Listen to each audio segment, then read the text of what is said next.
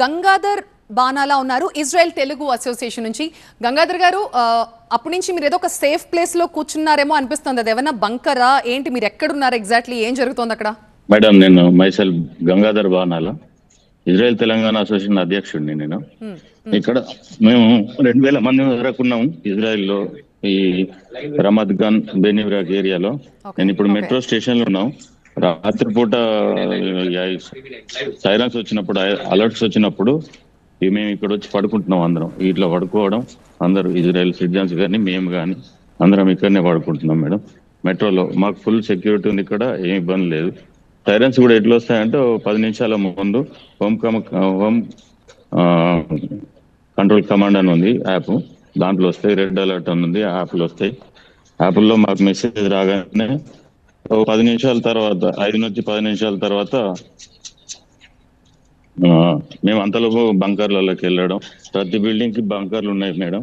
ప్రతి బిల్డింగ్ లో బంకర్లలోకి వెళ్ళడం, లేకపోతే దగ్గరలో మాకు మెట్రో ఉంది కాబట్టి మెట్రోలోకి వెళ్ళడం. మేము మెట్రోలోకి వెళ్తాం మేడం. గంగాధర్ గారు, ఈ గత కొన్నాళ్లుగా ఉన్న సిచ్యువేషన్స్ చూసిన తర్వాత ఏ రోజున అనిపించిందా, అరే ఇంత దూరం ఎందుకు వస్తాం, జీవితంలో ఏదో సాధించాలి, గొప్పగా ఉండాలి, ఫ్యామిలీ కోసం కష్టపడాలి, ఇలాంటి ఆలోచనతోనే ఎవరైనా ఎక్కడికైనా వెళ్ళి అక్కడ బతకడం లేకపోతే అక్కడ పనిచేయడం లాంటివి చేస్తుంటారు. బట్ ఇలాంటి సిచ్యువేషన్స్, అంటే లైఫ్ థ్రెటనింగ్ సిచ్యువేషన్స్ చూస్తున్నప్పుడు ఏమనిపిస్తుంది మీకు? ఇప్పుడు ప్రస్తుతం ఏమనిపిస్తోంది అక్కడ ఉంటుంటే?